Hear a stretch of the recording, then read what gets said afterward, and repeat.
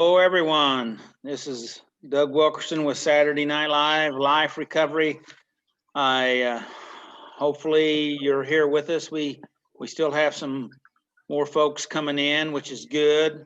But I just wanted to say thanks for being here, and we're going to take a couple of moments and breathe, because breathing is good. So everybody breathe in deep twice in one breath. Do a double breath on that intake. In, and then exhale through your mouth. Do it again. In, exhale. One more time. In, exhale. They say 6 times actually lowers your blood pressure. So that's 3. Let's do 3 more. In, exhale. Hi, Monica. Breathe with us. Everybody breathe. In, exhale. That's 5. One more. In, exhale. Now say, I'm sorry. I'm sorry. Thank you. Thank you. Forgive me. Forgive me. And I love you. And I love you. All right, good. One more deep breath. Again, and exhale. I'm sorry. I'm sorry. Forgive me. Forgive me. I love you. I love you. And thank you. And thank you.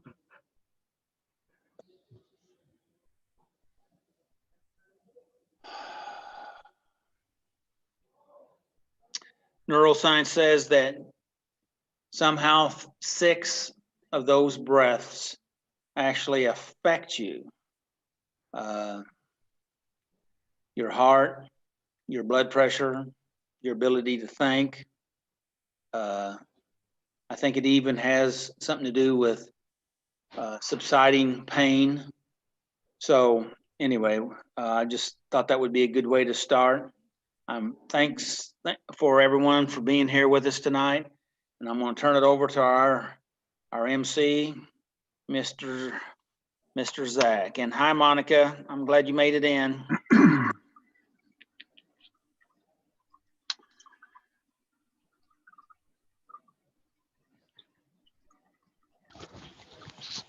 I don't know. Did I mess you up, Zach?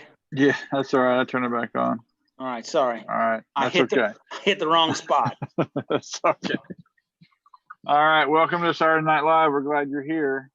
This is our weekly Zoom meeting, and we know you could be anywhere else, but we're glad you joined us tonight. And if you're watching after the fact, then we're glad that you decided to check us out. And we hope that there's something here tonight that'll help you.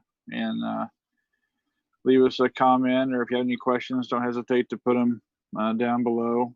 So we're gonna get started and move right along. We're gonna welcome Kate. She's gonna read the 12 steps for us. So welcome, Kate.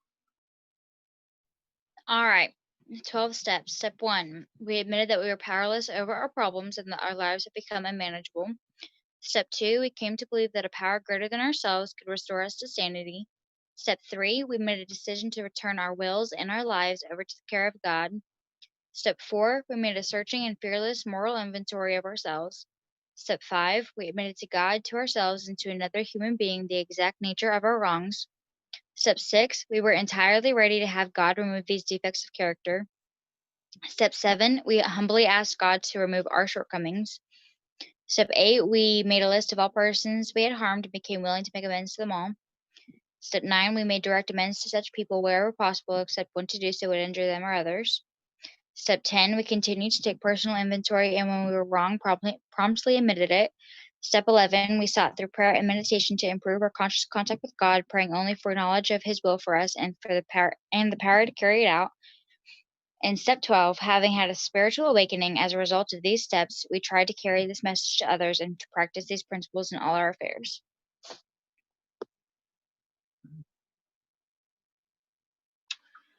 Thank you, Kate. That was really good. Appreciate that. And we're going to send it over to Debbie now, and she's going to do the step for us tonight. So please welcome Debbie. Thank you, Zach.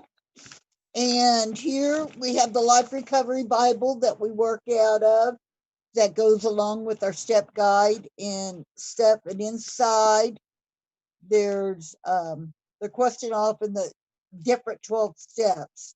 It has a little bit here. So I chose Talking the Walk.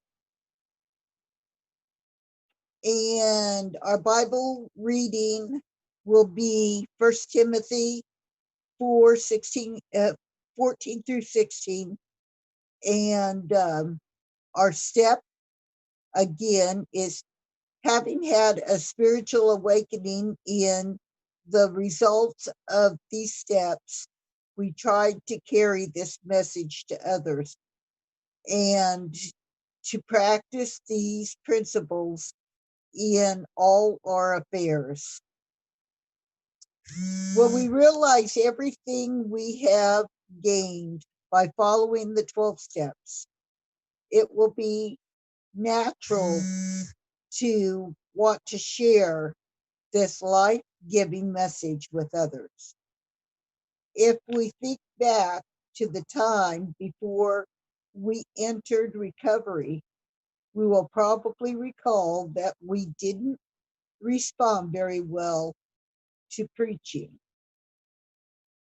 Yet, we all realized that these are people in our lives who could be helped by our message.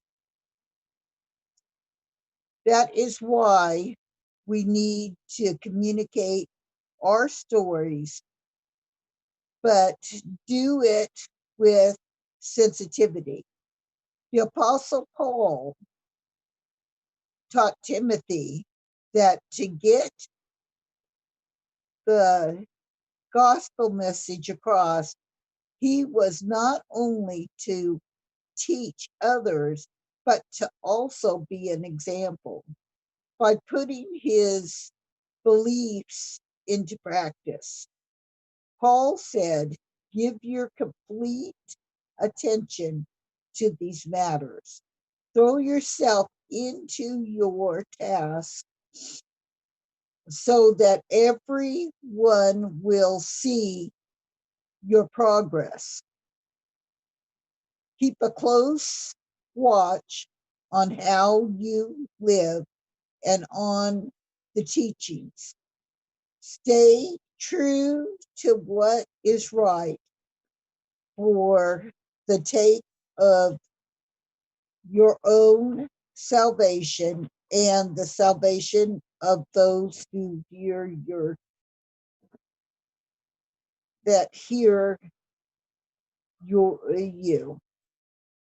When you practice the principles of the 12 steps, others will be watching and noticing the changes.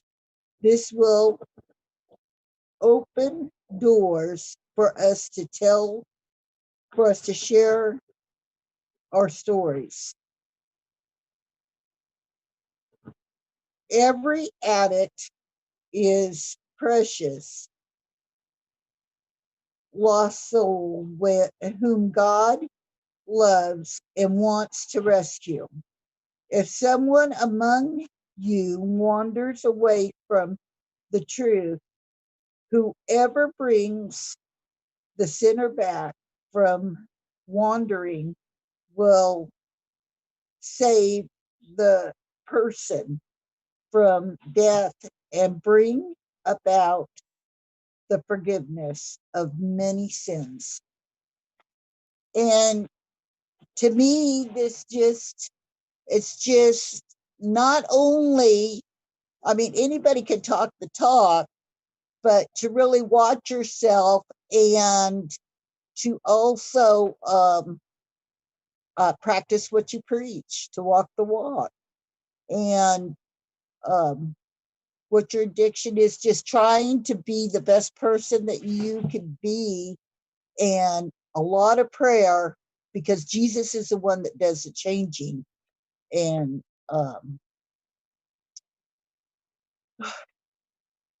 when I first came to Saturday night live, there was a lot of behaviors and stuff that really, but being around the people and just being accepted for who I was really, really changed my life.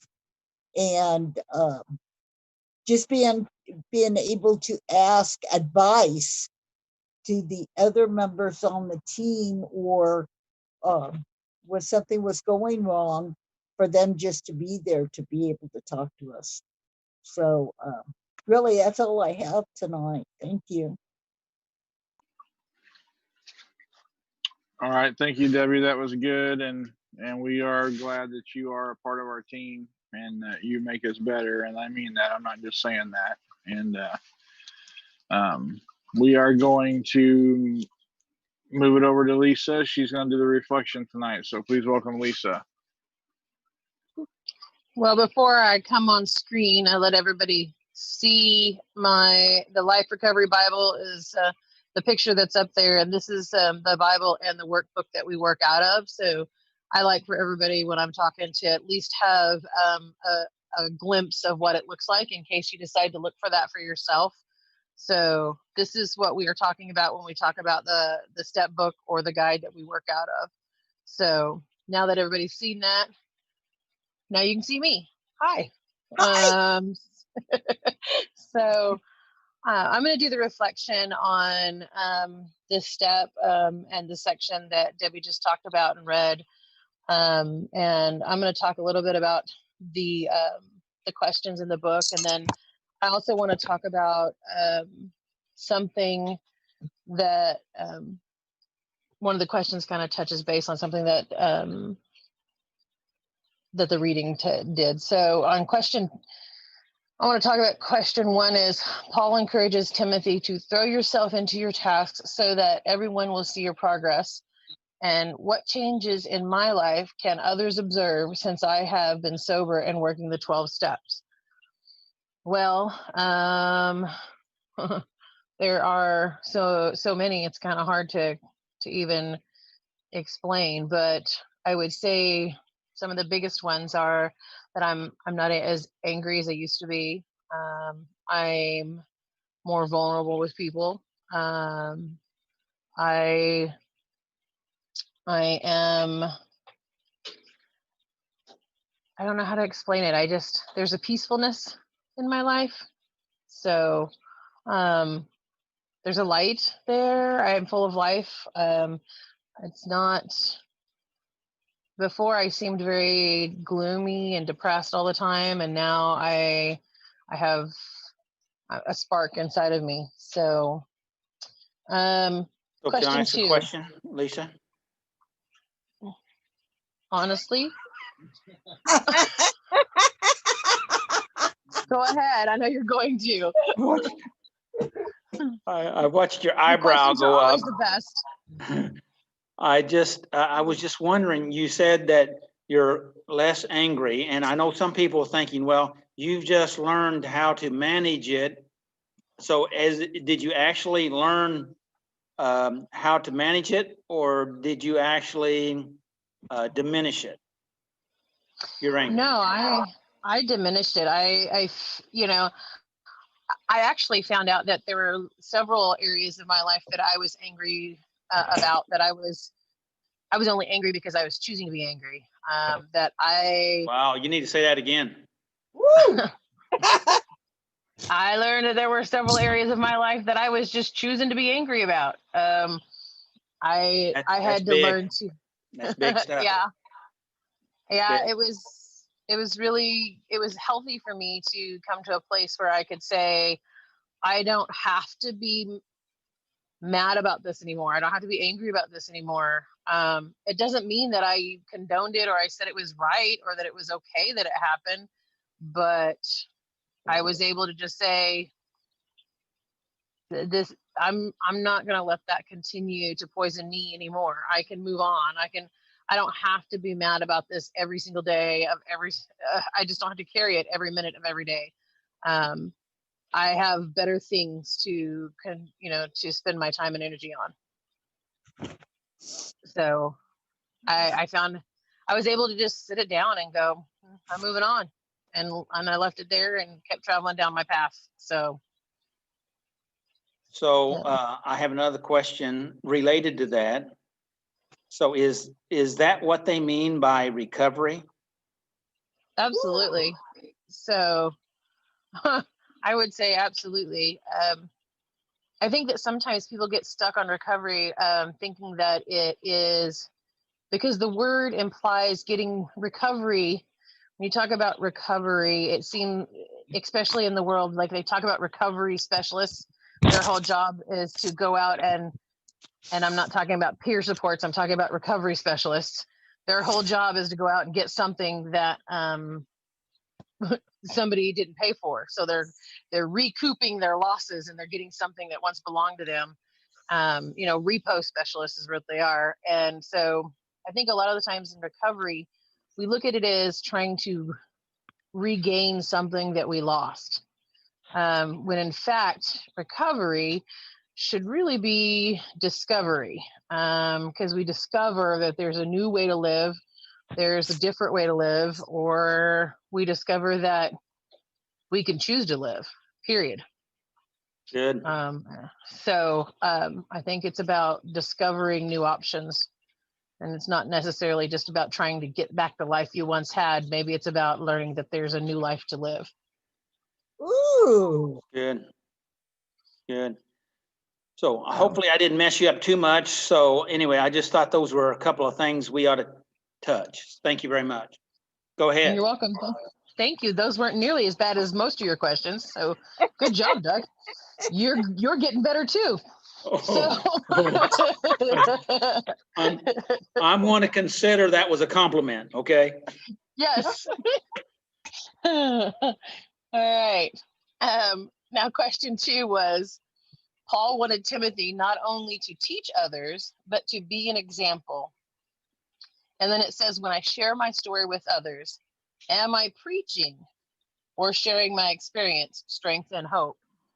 And I think it's important here that we not get hung up on the word preaching. Because I believe that preachers preach, and that's good and that's healthy. We need them. But if we take it out of context, sometimes people will be like, well, preaching's bad. No, preaching's not all bad. But when you have somebody who is coming at you and they are trying to they're telling you, this is what you need to work on, this is how you need to work on it, this is what you need to do, and you're not listening to God, and they're just, this how I did it, so this how you do it. That's preaching. That's a whole different thing. And so if in step 12, the whole point of sharing your message is that the example is you're the light that makes somebody else want recovery. You're not the thing that's making them want to relapse. So you don't want to bang people in the head with pots and pans and go, this is how you do it, because that's not how it works. You want to be the thing that says, hey, I know what it's like to be where you're at and struggling with a decision to go forward or not. I know what it's like. These are the things that helped me through it when I was in that position. And if you don't choose to do these things, that's okay too. Let's find something that'll work for you. We gotta learn that, just because what worked for us may not work for them, but it doesn't mean that sharing our story doesn't help them find that what works for them. So make the one thing that sharing our story should do at the very least is give them hope that there is a way out, even if our way isn't their way. Amen. So I think it's important to not get hung up on that word preach. So we want to make sure that we're teaching. And it says, number 3, Am I able to let the other person make his or her own decision by relinquishing control and letting God do his work? That right there, I think, is the defining question between preaching and teaching. So, are you able to tell your story or to share a skill and a tool and let them make the decision whether to use it or not? Are you able to let God do his work, plant the seed, and maybe you never see it grow, but maybe you do. But at least you know they walk away from you having the knowledge. When God's ready for them to use it, it'll grow. You know, I think you talk about plants and planting a seed. Remember, he's the sun, and the sun's what makes it grow. So you got to remember, you're not the sun. You're the farmer. Plant the seed and let him make it grow. And so I know that I myself have a lot of opportunities in my work to plant seeds. And some of them I get to see, you know, I get to see people get better. I get to see them get stronger. But then there's sometimes I talk to people and I never talk to them ever again. And I never know if how they're doing, if they're okay, you know. And I just have to learn to trust that maybe they made their decision with the best way that they could. And so I gotta trust that God, even when I work with people and I say, you know, I tell them and share the experiences and this is some really good things and this can really help you. And they go, nah, I don't wanna. That's okay. I still have to be that consistent light for them and continue to show them that there's a different way to do things. If I be the example, like this is talking about, if I continue to live those things in my journey, then I continue to be an example to them, even if they continue to choose no. They still learn from me every time they're around me because I am putting those things into practice in my life.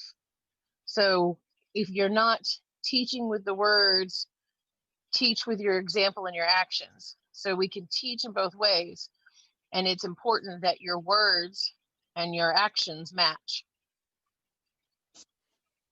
So that's the best way to be a healthy example for others. If your words and your actions don't match, you're not.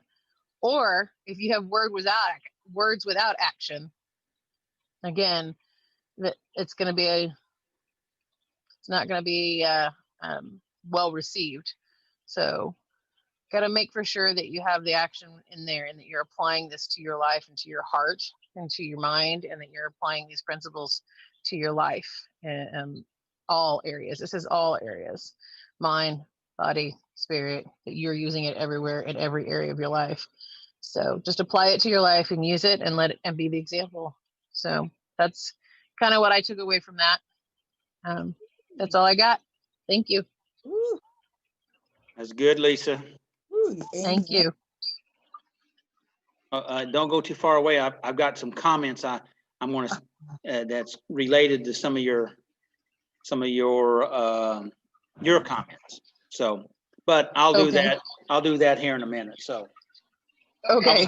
I was going to interrupt you again, but I thought probably it'd be best if I not interrupt you again. So I did. Okay. All right.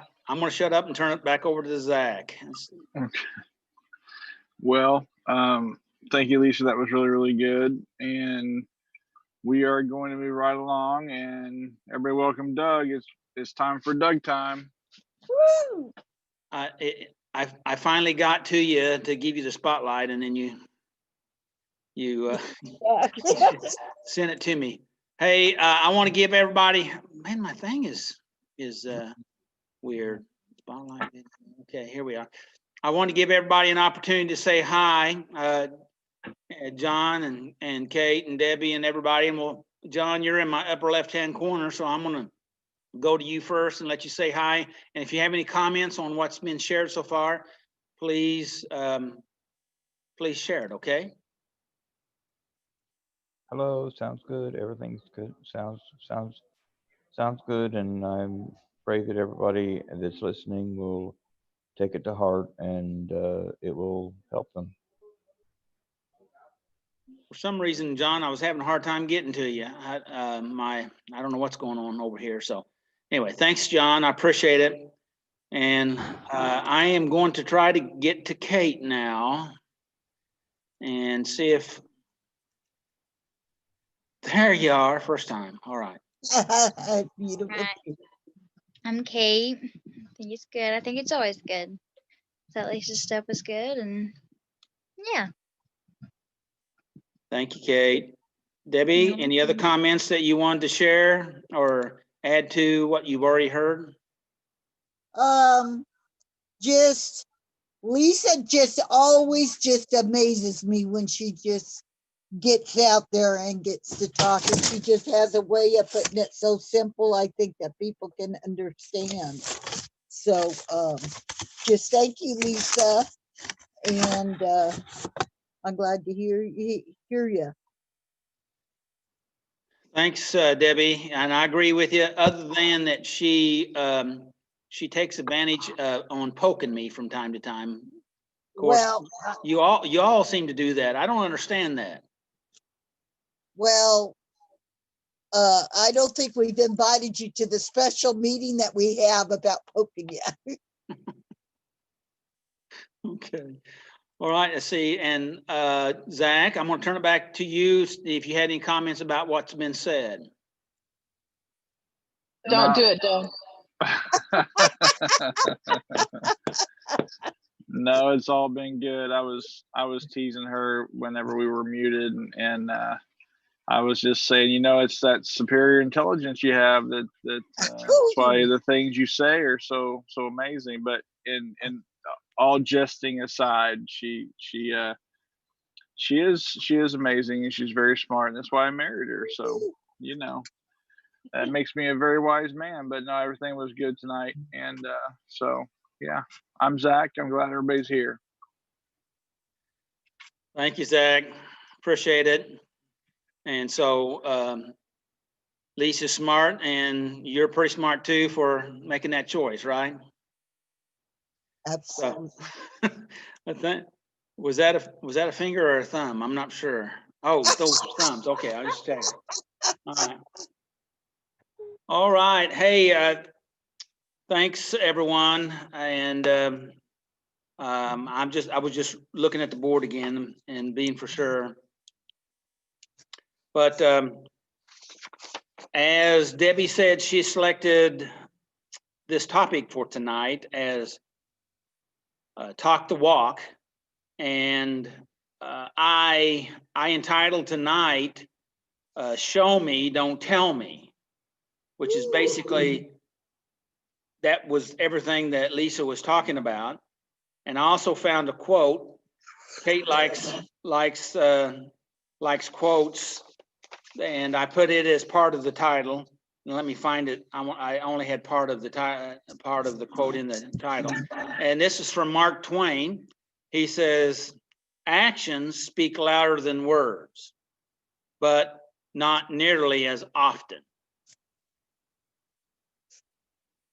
And I had to think about exactly what that last part. We're all very familiar with actions speak louder than words, and both Debbie and Lisa touched on that just a lot. And even Lisa and you made reference to Zach having commented on that. And so it is so important, the things that we're sharing here tonight, and step 12, that it's about sharing the message. And I'm not for sure what the strategy was by using that one word of preaching, because, well, but people do preach, okay? And it has, yes, it does have a negative connotation. And so I try not to preach, but to take advantage of the use of that word here, that our behavior, our performance, our our example, what we do sends out a message. In fact, I talked about that last week about nonverbal communication and all the different ways. I think I had 8 of them that we talked about. And tonight, you know, it's not about what you say, but it's what you do that really matters, because your actions, according to Mark Twain, and I think we all agree with him, right? That our actions speak much louder than our words. And then the last part of that was, but not nearly as often. And to me, what I think that means is that action sometimes has a hard time being able to get in there edgewise over our talking. In other words, we want to talk, and it's so easy to talk and tell people what to do than it is to actually do it. And Lisa, did you have a comment? You look like you had a comment there, so. Well, I was just going to say to that quote, you know, an example of that would be, you'd be amazed how many times throughout my time at SNL and in my job that I have had people cuss me out, yell, scream, you know, I'm have people cuss me out, yell, scream while they're flipping me the bird and walking out the door. So, so I've had some really interesting experiences, but the one thing that I have always felt like God had told me to do was to always love them like he loved me. And so I have always been very consistent in, when they come back, how are you doing? It's okay. I understand that, you know, hurting people hurt people. And I've always been this peaceful, calm, it's okay. People may, you know, and I don't, you know, I didn't take it personal. I understand, you know, and so no matter how many times I tell them it's okay to be human, you know, we still care about you. We still want you to come back. I still want you to be a part. I'd rather have you closer than farther. Then they don't believe it. But when they've done that and then they walk back through the door and I welcome them with open arms, it is so much more powerful and effective than it ever is the 100 times before that I said it. And sometimes that experience between us is the game changer. No matter how many times I've told them before, and my heart was never different. You know, I still felt the same way, but it was their experience that made with me that made all the difference. They're experiencing the actions instead of just hearing my words. So That's good. That's good. Appreciate that. Any other comments from anyone? Zach, are you? Yeah, I had a thought. It kind of goes along with what Lisa said. You know,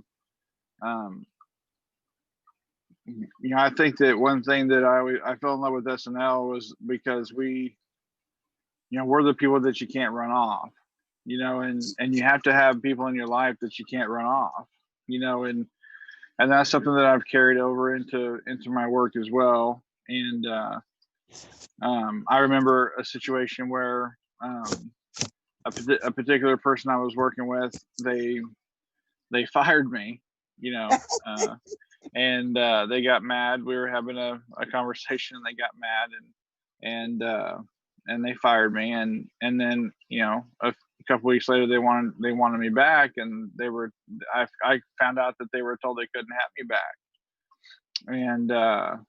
And so I said, I went to, you know, my boss at the time, and I said, hey, I said, we need to fix this situation. I said they can have me back. And they said no, that's not okay. They need to learn to respect staff, and they can't you know, go off and yell and fire you. They need to learn to respect, you know. And I said, the situation is that it's not about me, you know, it's about them and their recovery, you know, and my position is one that models recovery. And so they can fire me every day if they want to. And the fast forward through the story is that this individual, I worked with them for almost 2 years, and I think they fired me 5 or 6 times, and it was funny because that's something I got to teach other people, and and so they started getting fired, and it was like a new thing. Well, when you fire us, you can have us back, and because they realize the power in that, because when you become a person that is there, and you see the person and not the behavior and the attitude, change can happen, because you got to have somebody that'll be there. You got to have somebody that'll be there no matter what you do. And now I know that you need to be safe, and I'm not saying that we put ourselves at risk. I'm not saying that. I mean, we got to use wisdom and common sense, but we all need that in our recovery. We need that person or that place or that meeting, or that we can't run those people off, because I've tried to run people off. I tried to isolate myself, and it was interesting, because when new people would come along and they didn't know the drill, this individual, they would say, "Oh, just go talk to him. I can have him back." It's like they learned that this was a part of recovery, and they got better, and it stopped happening, and it was just it was very interesting to see how it changed lives. It's such a small thing that we can do for those around us, but it's powerful. That's good, Zach. Hey, And Doug. yes, I would like to just comment on what he just said real quick. I like what he said about you can't run us off at SNL. I love that, because the truth is yet I've been here for quite a long time now, and it is interesting. You can't run us off. And some people say, well, I'm not there now. That's right, because you ran away. So you can run away, but you can't run us off. And I love that we do that, because it teaches people relationship that is such a Christ-like, such a God-like relationship. It teaches them that it's okay. If you got to run away, you can run away, but I'm always going to be that steadfast, firm place and foundation for you to come back to when you need us. And so it's very interesting how we get to be that example for others, and find, we talk about planting those seeds. Our firm foundation here at SNL plants so many seeds for people, to where they learn the skills to be able to have a relationship with God, even if they're not able to call him God yet. We teach them how to at least start having a relationship with him. So just something I thought was really interesting when he said that. It just kind of sparked a little, because I've seen so many run away, and then come back, and then run away, and then come back, and then run away, and someday I know they'll come back. So, and that's the truth. I'm going to use this guy's name that you all know is Anthony Cox. And he was in my office, and we were talking, and he told me what he was going to do. And I said, okay, Anthony, you can do that. I just prefer to have you closer than further. But, I'll love you from a distance if that's what you want. So anyway, if you want to go, you can go. That I prefer you not to, but the rest of that story is somehow he changed his mind in the, going through the process. You know what I mean? So I got you on spotlight there, Lisa. So I figured you had something you wanted to say. So no, I was. We're just when you mentioned. We're just letting you speak without words. Yeah, just when you mentioned Anthony, it was. Yeah, I remember him getting mad one time and leaving, and and then coming back. And when he came back, he started working with you, and he was lining up people left and right to come speak at SNL. And he came back with a fury, And I remember we had to go, hold up. We were scheduling people so far out, people were getting discouraged. We were just like, okay, you got to ease up a little bit. We got to give people a chance to talk, So um, it was it was exciting to see his excitement. So Yeah, just well. Hey, Debbie, I wanted to give you a chance to share. You made a comment while you were, you're shaking your head no. No, what? You made a comment while you were sharing this, the step information about, and it ties in with what Lisa was talking about and Zach and the step about how some sort of exchange went on for you to help you to get better. And when you said that, I thought we need to have her talk a little bit about that. Can you talk about that? Well, I know just sometimes that, I would come in with a problem or something that would go on, and I don't know, a lot of my go-to, I just really respect like Zach just coming up and saying, sometimes, if people don't give you the chance, like, to believe in the way that you want to believe, it's their problem. It's not your problem.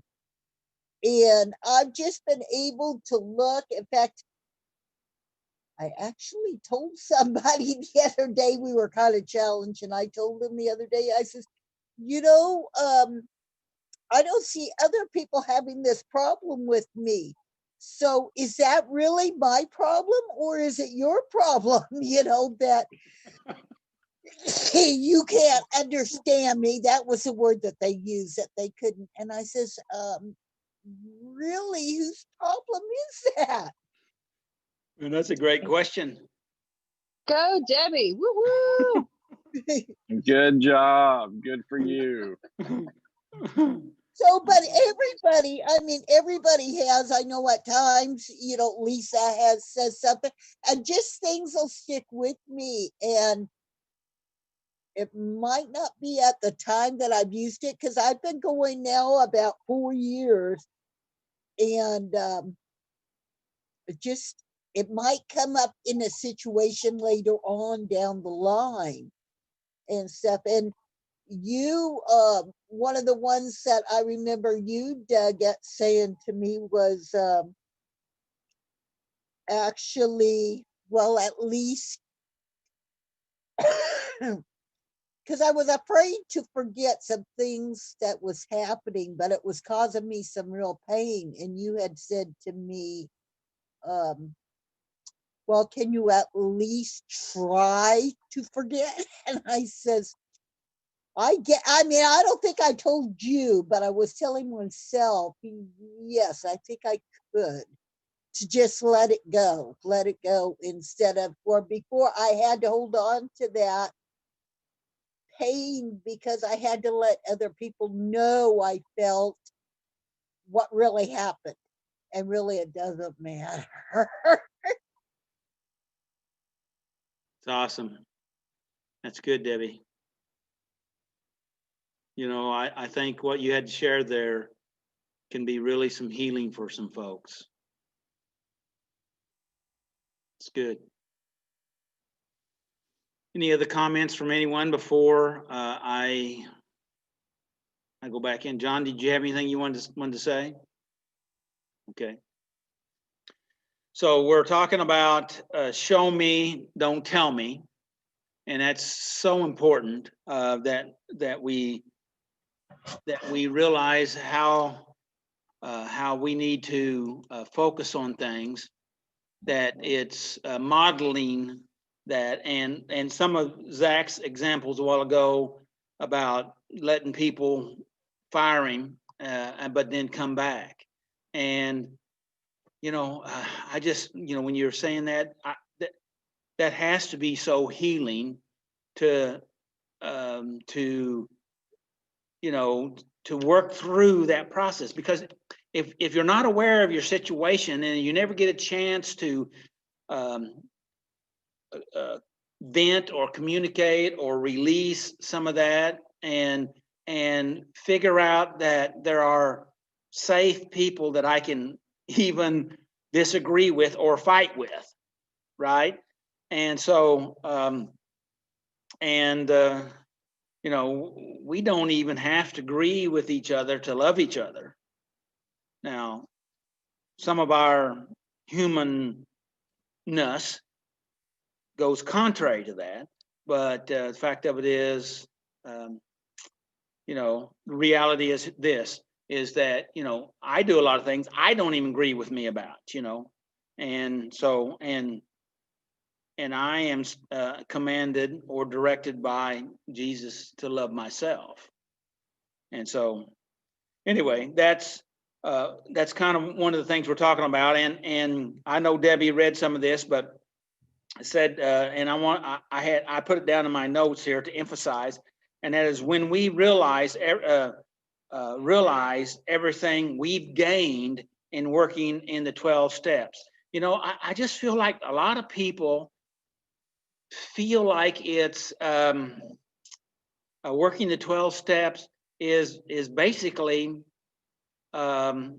labor, okay, a forced issue that doesn't really produce anything. It's just something that it's kind of like the way a lot of religious church people, legalistic church people look at going to church is, I have to do this so I can get it done, so that I can get through it and then go on.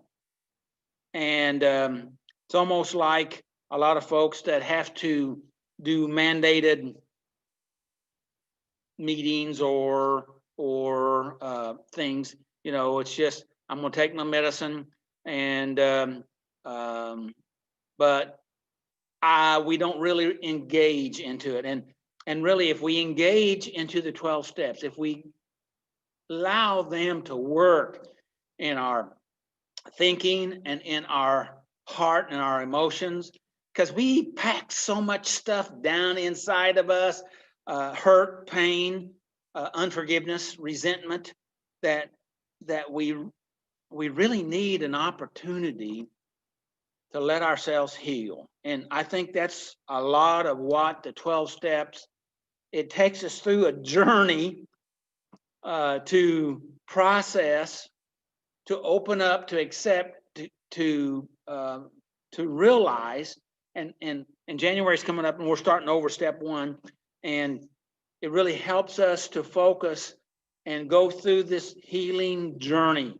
The steps is a healing journey, and I know I've already said that, but it's important, so I'm going to say it one more time. It's a healing journey that we have an advantage here, because it's linked with the Life Recovery Bible and the Life Recovery Workbook, and that helps us here. But you don't have to be a believer. You don't have to be a Christian to be affected by this information, because we've had a lot of people that came in angry at the church and angry at God and angry at everything, and they wanted what they could see, even though their seeing was limited, right? A lot of the way they saw things, it was kind of distorted, okay, because they were believing their own personal story and experiences other than the actual reality that was there in front of them, which you may or may not understand what I just said, but it's a healing. Do what? I know we had one person at one time, Doug, that their way was, you know, the wonderful Wizard of Oz is what they called, you know, and that's what they referred to all the time. And people, you know, thought that was strange, but if it worked for them, hey, it worked. And that's one of the things about that we try to do is we try to give people an opportunity to process. And if they're willing to do that with us, even if they use that, they can use any term they want. See, the thing of it is, I learned a long time ago, your higher power can be whatever you want it to be. I don't care. Even if you have a higher power, you're a step ahead of where you were, okay? Because before you had a higher power, you were your higher power. And how did that work out for you? Right? And so, and if we begin to make that shift, it happens. And we have people that are watching this program tonight, and we had people that have come to our meetings in the past, that all they really wanted to do was to be able to not commit suicide that week, or so sabotage their life that their life was taken. And so we did our best. Now, the reality is this, is that it's not really what we do, it's what we say and how we try to talk to people, but really it's not even what we do. We're trying to help them, whether they realize it or not, whether you realize it or not. I'm talking to you out there that's listening to this, and it's okay, whether you realize it or not. We're just trying to help you to make a connection that will help you, and that you will surrender a little, maybe a little bitty piece, that you will surrender to allow that healing power to come in, that life power, which is the higher power, which I believe is God, and that he loves you and accepts you just the way you are, and he wants to restore you. And if you will open up a little bit, if you'll just crack, I heard the other day, our wounds is where the light comes in. And I thought that was pretty good. And if we'll just open up a little bit, and let that light come in, that healing power, even though we're afraid of it and we don't know if it'll work, it's all right. Yeah, you've tried a lot of things that you didn't know if it'd work or not. And they did things, but they didn't do what you really wanted. That was to fill that void, that hole. Maybe they covered up some of the pain, but the pain never went away. In fact, it complicated it or added to it. So here we are. This year we've worked through the 12 steps, and we've benefited some things, and we have benefited. We always get benefit. I get benefit every time I go through the steps. I learn new stuff. And if you out there, if you're unsure, if you just hang with us another year, you'll go through the process and things will happen to you and for you. If you're just willing to do that, if you're just willing, would you be willing? Think about it. Just plug in, okay? I've seen people's mental capacities restored. Their lives started changing, just like we talked about here tonight. Lives have been changed. And it's not because necessarily of us, but is that we've tried to model recovery, that life. We tried to model what that love of God that he's given us, and that we trying to show. Yeah, we're all human. We all make mistakes. We're all flawed. And we're not as good as we're going to be, but we're a whole lot better than we used to be. At least I am. Amen. So, so when we're this word preaching, we maybe didn't respond to that, and hey, we understand that. And we're not really trying to preach at you, but we're trying to help you through stories, through input, through scripture references, to help you to see. And hopefully you can see in us that we're trying to model, show you recovery, that you can do it. I think you should have, you've heard some of that tonight out there, and it will help. It will help. And I believe it's helped tonight. So our behavior, we're going to go back to step 12 here for a moment. Our behavior, just like as Debbie read earlier about the Apostle Paul taught Timothy, that he wanted him to carry that message, but he wanted him to teach through example, is what the scripture said, and to show his beliefs. The word was show, okay, to show his beliefs, and to carry that message to those folks, so that those people could see that he was different than he was before, and that it was doable for them. And that's so important.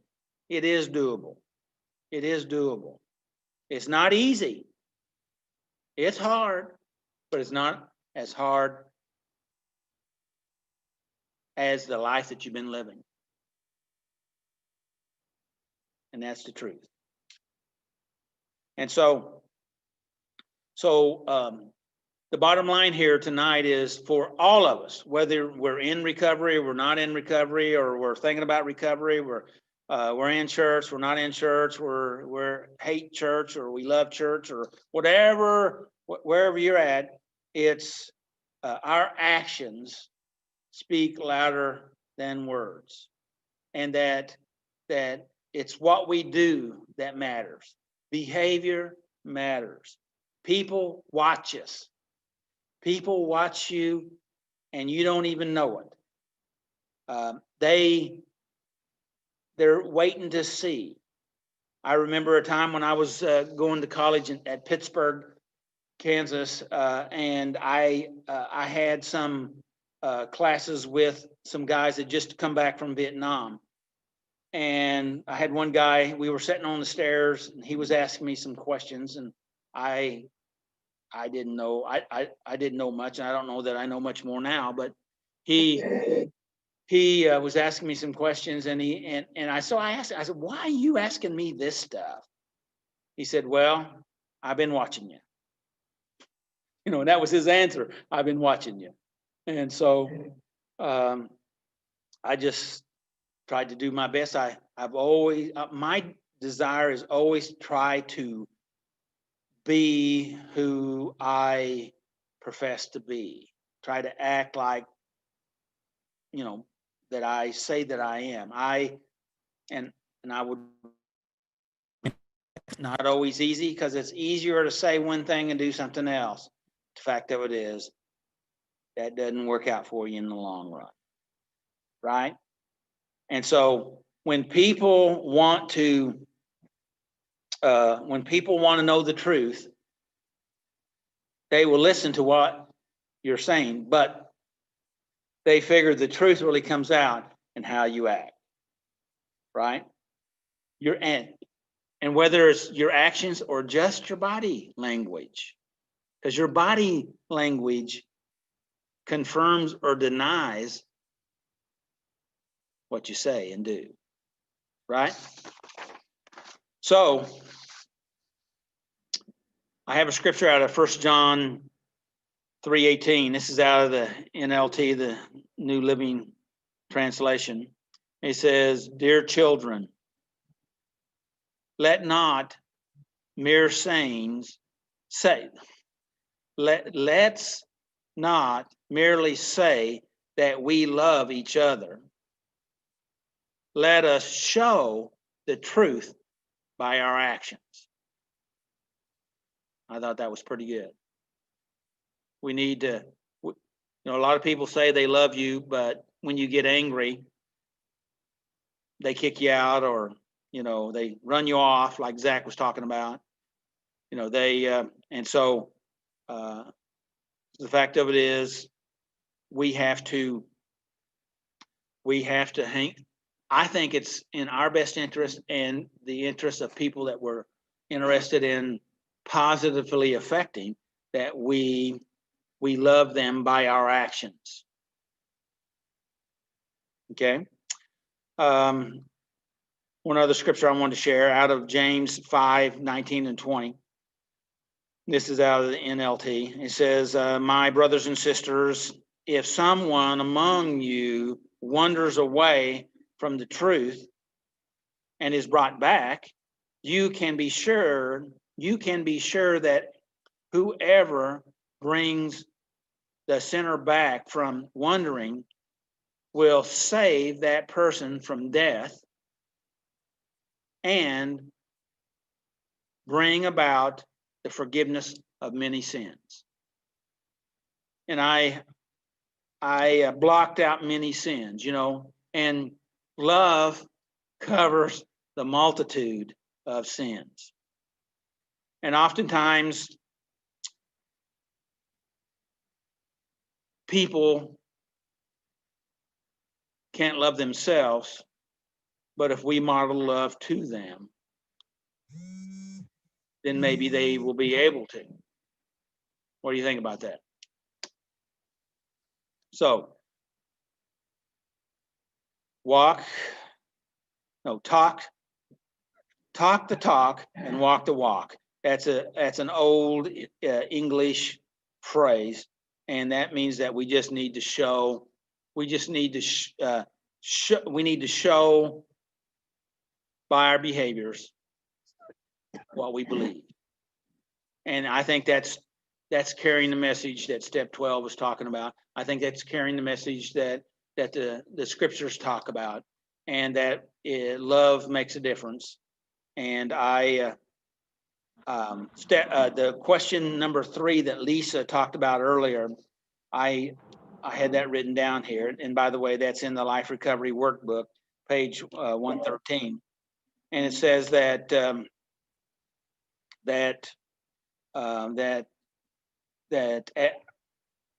talked about relinquishing control. Okay, relinquishing control. Who are we releasing control over? We're releasing control over those people we're working with. In other words, we let them have free will. Okay, because they do. Right? They have free will to choose whatever they want to choose. And if we get mad if they choose what they choose, but it's not what our choice is, we need to relinquish control, as exactly what Lisa said about being okay. You can do. Like I told Anthony, hey, you can do whatever you want, Anthony. I'd prefer to have you closer than further. You know, it's okay with me. I'd prefer to have you here. I'll love you anyway. And I literally said that. I'll love you anyway. And he had, you know, and that wasn't his only situation, because, and that's another point that I really wanted to bring up here tonight, is that people have stuff. And both Lisa and Zach and Debbie talked about tonight. People have stuff, and they have to work their stuff out, and they have to be with reasonably safe people to be able to do that. And if they can't find some safe people to do that, how are they going to get better? Because as the steps tell us, particularly, I believe it's in step 1, we cannot heal alone. This is a we thing, not just a me thing, even though that's what we want it to be. So anyway, that's what I wanted to say here tonight. So we relinquish our control of others. All we have control is of ourselves. And that if we can just choose to show our message instead of just saying our message. And I know we're having to use words here tonight, but I particularly appreciate the the testimonies here out of the group, and and the willingness to do that. And hopefully we were able to show and tell our message, and they were able to kind of work together. Any comments from anyone before we go back to Mr. MC, or Mr. MC yourself? You're welcome to say whatever you need to say. Anybody? Well, I know, Doug, one of the things that I use right now a lot too is people say, you're thinking wrong. I says, just because I don't think like you doesn't mean that I'm wrong. I may be right for me at the time. And I says, if I thought just like you and did just like you, there'd be no reason to have a me. So I don't know if they get it at times, but I hope they do. Well, congratulations. And, my favorite story with Linda and I was that we were driving down the road, and I know I've told this story. We was driving down the road, and I saw a goat at the end of this house, chained up with a chain, with a dog house. Had a dog house there. And I said to Linda after we passed the house, because I thought it was rather odd. And I said, Linda, did you see that goat back there chained up with that in front of that house with that dog house? It was in the front yard. And she said that was not a goat. That was a dog. I said, no, that wasn't a dog. I know dogs. I know goats, and that was a goat. And she says, Doug, I know dogs, and it was a dog. This is that difference of opinion here. And so I thought, well, I'll just turn around. And I was on a road that was, the speed limit was 70 miles an hour. So I was ways away from this by the time we got through this conversation. I turned my car around and went back, pulled up in front of this house, pulled over on the shoulder, and I pointed right in front of her and I said, now, do you see that goat right there? And she reached over my arm and pointed at the other end of the house and said, yes, but do you see that dog right there? And so and there was a dog at the other end of the house, chained up in front of a dog house. And I said, man, we're both right. I mean, we both saw basically the house, but we saw different ends of the house. So we had different perspectives. So we both were right. Yes, and we both were wrong, which was a lesson that I learned, and that it comes up from time to time. One of us will say in a conversation, we'll say, was that a dog or a goat? And so what we have, what that means is we need to back up and hold space for the other person's idea, their perception, because just because I don't agree with that particular perception doesn't mean that they're wrong, but that doesn't mean that I'm wrong. We both could be right. Or we could say we both were wrong, but we both weren't really wrong, but we were just, we didn't see the same thing. So it's just was a really life lesson that's been beneficial. So I know I took a little long to tell that story.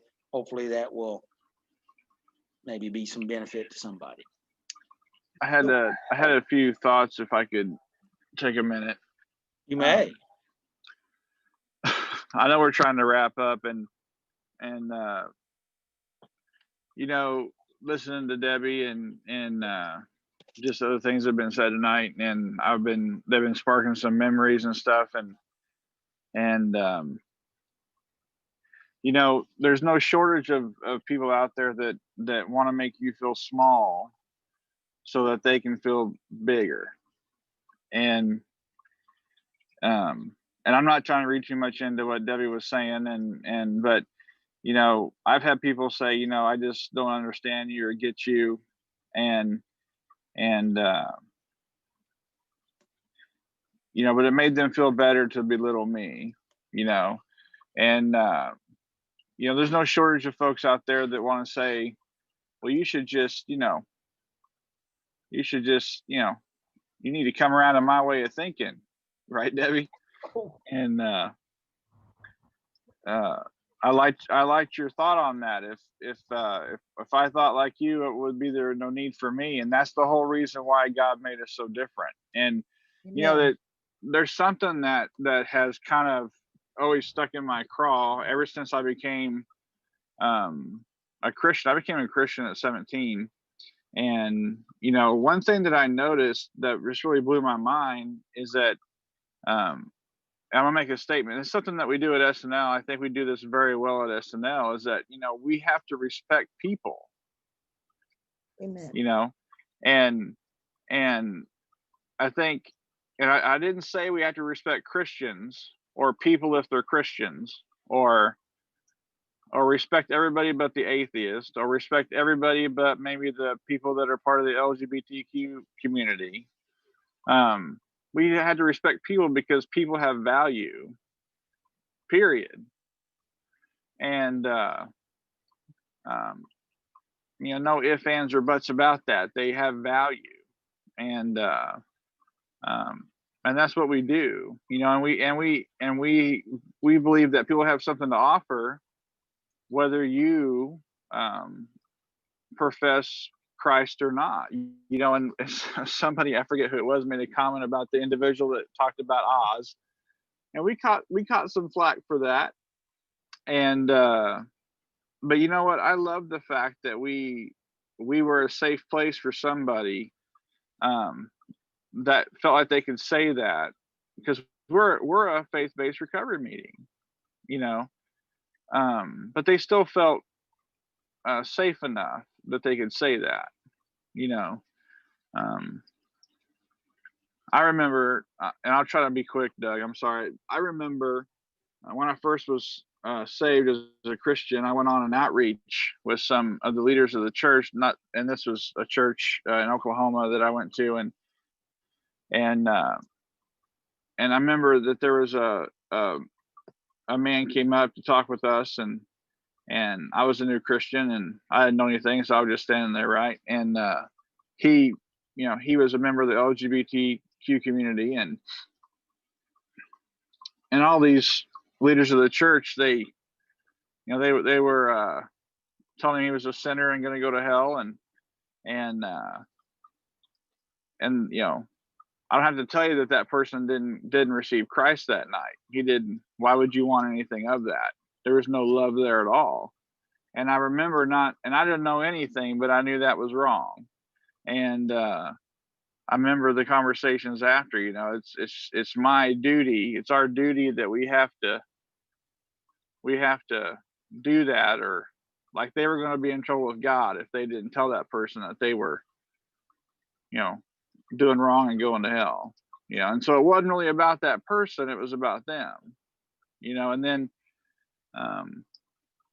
later in my life, I was a college age student, or I was actually less than that. I was 18 and I went to a mission trip to New Orleans, and I learned really quickly that if I would listen to other people, they would listen to me. And so that was my new approach. I would ask people what they believed, and they would always ask me what I believed. And so, like what you said a second ago, Doug, I forget exactly how you said it. You know, holding space for other people, or I don't know how exactly you worded that, but you know, if we're willing to listen first, then I've never had anybody that wasn't willing to listen to me, and that really blew people away when I would listen to them.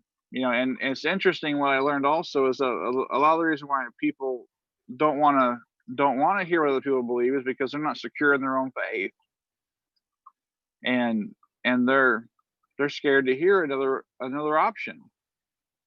And but it was interesting that if we'll listen first, we'll always be heard. And I'm thankful that we do a lot of things right at SNL. We value people first. We are definitely, come as you are. I know that's the name of another meeting, but I mean that's also a Nirvana song, okay? Right. And and that's how Jesus is, and you can come to our meeting. Now we're not open right now, but we will be soon again, I hope. We're hoping that we'll open soon again. But that's how he is. He come as you are, because you have value, and you don't have to have it all together, and actions speak louder than words.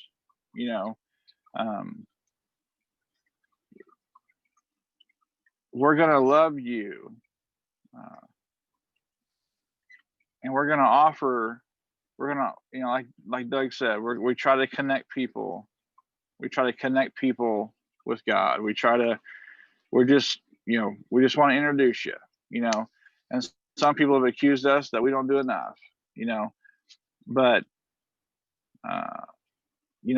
coming to a place that's safe, that loves you, that will introduce you to somebody that will never leave you hanging. That's a pretty powerful thing. And, I think we have a really good recipe. And, it's easy to get caught up in,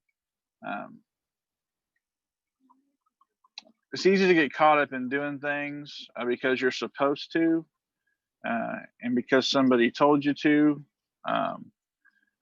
or because if you don't, you're afraid of what might happen. And I'm not trying to get on anybody or make anybody feel bad or dog anybody. Okay, I'm not trying to do that. But when your agenda is more important than the person you're talking to, there's a problem.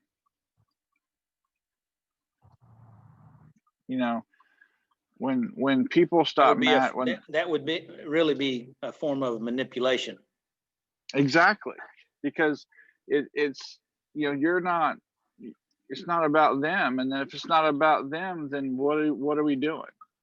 And so, I mean, and that's and that's what God's about. God's about his kids. That's what God's about. And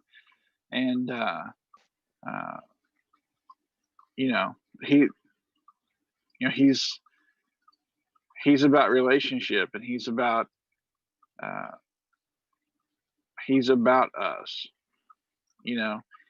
It's not about all the other stuff. And it's not about if you're crossing all your T's and dotting all your I's. He's not waiting with a big stick to whack you. I used to be very religious. I thought I wasn't, and I was, and I came down to SNL and figured it out real quick. And and it's changed my life, and like nothing else have. And I've been really blessed that I got to do a lot of things. I've been on a lot of mission trips, and I got to do a lot of things, and but nothing has changed my life like SNL. And but people, if you're talking, I guess I'll close with this because I need to be quiet. If you're talking to somebody and you don't matter more than what the conversation's about, then something's wrong. If you don't matter more than what they have to say, something's wrong. And because we love you, and you'll always be more important than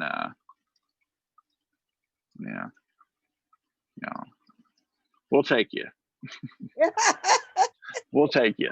It's good. It's good. Yep. Life is messy. We're all messy, but we're all we're in this messy thing together, and we're going to work through it, and piece at a time. And your comment about folks felt like they had commands. I mean, our greatest command is to love the Lord thy God with all our heart, mind, soul, and strength, and our neighbor as ourself. And so it's reality is we can't fix anybody. We can't even fix ourselves. Okay. and so, but love, again, when we are able to make that connection to ourselves, to God, and to others, and we just love people. And that question number 3, relinquish control and let God do his work, is so powerful. And it's not by my might or by my power, but it's by his Spirit. The scripture saith the Lord. So may the Lord bless you. May his face shine upon you. May you open up and receive that grace and that mercy, his kindness. If you think God if you have a feeling or you've had an experience that you weren't able to experience his kindness, I'm sorry about that. That's not what he wanted. That's not the way he wants it. And hey, give us a chance to try to show it. And we're not perfect. We'll mess up, but we want God to have an opportunity to connect with you, because if we can get connected with him, it'll make a difference in our life and everybody out in our sphere of influence and life. So I'm going to shut up too, Zach, and I'm going to let you close us out. And thanks, Debbie. Thanks, Lisa. Thanks, Kate. Thanks, John. Thanks, Monica. Monica had to leave early, I guess, but anyway, and thank all of you out there. Hopefully, you're one notch closer than you were. So, Zach, I'm going to turn it to you. Take us out. Thanks. All right. Well, thanks for being with us tonight. And we're glad you're here, and had a good meeting tonight. And stay safe. And we love you. Come back we're not going to be here next week. Come back in 2 weeks. We'll put something on next week. It'll be a rerun, but it'll be worth your time. And we got Christmas next week, and Merry Christmas to everybody. Merry Christmas. It is he is the reason for the season. And if you're all stressed out and upset, just remember that what it's truly about, and that's what matters. And I wish you a Merry Christmas, and wish you peace, and that you're not alone. And with that, good night, everybody.